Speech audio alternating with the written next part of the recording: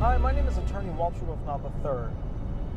The question I get asked a lot, what are my chances of winning an appeal through the SSI SSDI adjudication process? What are my chances? Okay. First and foremost, if you got a medical denial, that's different from a technical denial. Okay, a medical denial is we don't think you're disabled because you're not medically severe enough. A technical denial could be anything. It could be anything. All right. Let's go through the medical denial. They said that I'm not severe enough. I think they're full of it. They don't know what they're talking about, blah, blah, blah. You know, the claimant always goes through that, you know, da, da, da, da, da, da. Next thing out of the claimant's mouth, or actually next thing out of the rep's mouth is usually, okay, what hospitals have you been to over the past 3 months? What medical clinics have you been to over the past 3 months? Okay, what's happened? Did you get fired from any jobs? Claimant comes back. I haven't seen any doctors past 3 months. Well, if you haven't seen any doctors over the past 3 months, it's very likely that you don't have a severe limitation, right? Because if you did, you'd have to go see the doctor. All right, fine. Tell me about your work situation. Are you still working? Are you still able to work? Oh yeah, I increased my work hours from 6 hours a day, 3 days a week to 8 hours a day, 5 days a week. Okay. So you're definitely working over SGA. You're going to get a denial there. The claimants that are disabled are not only knowledgeable about the fact that they are likely disabled, but they are also being told that they're disabled, usually by their doctors or other physicians. And if the physicians don't like them, then switch physicians to somebody who will go ahead and represent your best interests from a medical expert standpoint. If a doctor does not like you, please let me make this more clear than anything else you've ever heard. Do not get surgery from a doctor that does not like you. If there's a problem, guess what? They may not go the extra mile, and that's a problem. Okay.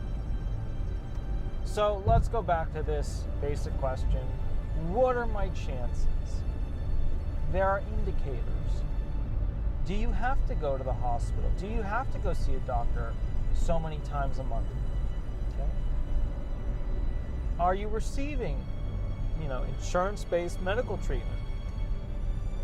If you have insurance, you're usually able to go see doctors that can do more for you and with you, because they're not just, homeless help clinic physicians that are totally overworked. And thank God they exist. Seriously, thank the heavens they exist, because otherwise it's like, who would do that work? I want to point out something too that pops up, which is that there are people that are called doctors that aren't doctors. They're registered nurse practitioners, or advanced registered nurse practitioners. The Social Security Administration is now adding more weight to their testimony than they were originally. But please remember, when it comes to testimony, it's broken down into, lower grade medical, not a lot of medical training, those are your nurses, to the mid grade, which is your, advanced registered nurse practitioners, and then at the higher level, it's starting to get into physicians that are general, and chiropractors are kind of in between there. And then you have, actual specialists. Workers' comp. They have doctors that they use, but they're just, I don't know. They'll talk to a workers' comp person at some point. They'll say, that doctor's too liberal. We don't like that doctor. He turns over on us too much. What they're really saying is the doctor says the claimant is probably as disabled as they actually are. But that's not what the workers' comp insurance company wants to hear. No. What they want to hear is the claimant's fine. We don't have to pay him anything. Or that much. We don't have to pay him that much. There are doctors out there that lean one way in the spectrum. There are doctors out there that lean the other way in that spectrum. There's a system here. If you're one of those people that doesn't go to the doctor at all, or you haven't been, or you find some excuse. Some of you are great at it. I just can't go there. It's a bad area. Or I just can't go there because I don't have transportation. Or I just can't borrow money for a bus ticket. Or I can't use a bus and nobody will drive me. Or I can't ride my bicycle, or whatever. You guys have zillions and zillions of excuses. If I wrote them all down one time, I'd embarrass you with how lacking in creativity you actually are with them. Because some of the ones I've come forward, I got to tell you, I've been doing this for years now, years and years, and sometimes somebody will come up with something, and I'll sit there and think, that was a good one, that was a good excuse. All right, there are other things that you need to consider. Right? If you're earning over $1,170 in 2017, then that means you're over SGA, which means you're not eligible. Okay. If your disability hasn't lasted 12 months and isn't likely to last 12 months or isn't terminal, then guess what? You're not likely to be found disabled. If you don't meet equal or exceed a listing, right, then you got to go through an RFC. So it makes it a little bit harder. Less likely to be found disabled. If you are still working and you're working just under $1,170, guess what? The judge is going to turn around and say, you can work a few more. You can work a few more. That'll get you over SGA. You're probably not disabled. You can do it.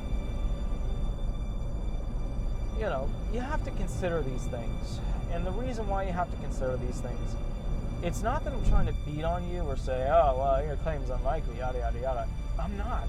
I'm just trying to tell you all the stupid things many of my claimants in the past have tried with me. When was the last time you went to the doctor? Oh, 6 months ago. What'd you go for? I had knee pain. Why'd you have knee pain? I fell off my bicycle. I thought you were an anxiety and depression patient. Oh, yeah. When was the last time you were in Aspire or some other mental facility? Oh, about 1.5 years ago. Oh, cool. So you really must not be that bad. And you will fail the listing requirements for, your 12.04, 12.06.